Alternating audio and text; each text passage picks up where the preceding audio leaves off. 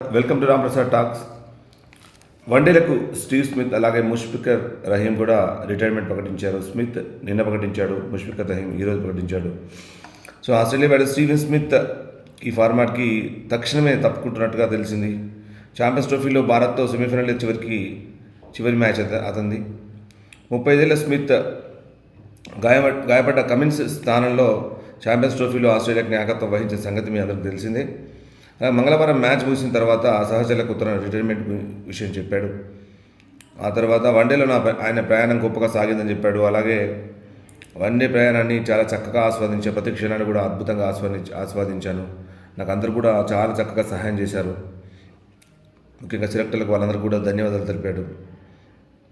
అలాగే ముఖ్యంగా అతని 2 ప్రపంచ కప్లలో కూడా గెలవడంలో అతని భూమిక ఉంది. అలాగే ఒక లెగ్ స్పిన్నర్తో అతను కెరియర్ని మొదలుపెట్టాడు. కానీ ఒక అద్భుతమైన బ్యాటర్గా, వరల్డ్లోనే ఒక లెజెండరీ ప్లేయర్గా మన్ననలు పొందాడు.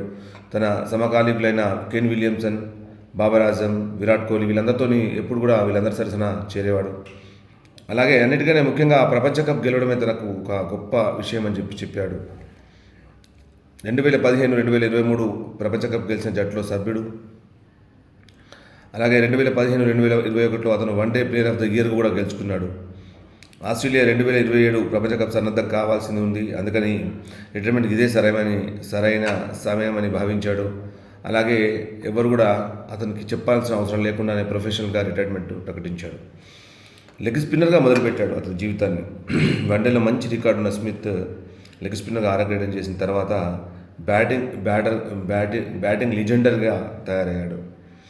15 ఏళ్ల వన్డే క్రికెట్లో ఎన్నో చక్కని ఇన్నింగ్స్ ఆడాడు. 170 మ్యాచెస్లో 43.28 సగటుతో 5800 రన్స్ చేశాడు. ముఖ్యంగా ఎక్కువగా అతనికి వన్డే క్రికెట్ మీద అతనికి కెరియర్ ఇష్టం ఉండేది కాదు. బట్ బేసిక్గా అతను కూడా టెస్ట్లో ఎక్కువ రాణించేది. అలాగే టీ20లో కూడా ఆడాడు. బట్ ఎక్కువగా టెస్ట్ని ఇష్టపడే స్మిత్ అందరి మీద అద్భుతంగా రాణించాడు. అలాగే వన్డేలో 12 100s సాధించాడు, 12 100s, అలాగే 35 హాఫ్ సెంచరీస్. అలాగే స్మిత్ బౌలింగ్ చేస్తూ 28 వికెట్ కూడా వన్డేలో తీశాడు. ఇది స్మిత్ యొక్క రికార్డ్స్. సో సెకండ్ ఇన్నింగ్స్ అద్భుతంగా సాగాలని కోరుకుందాం.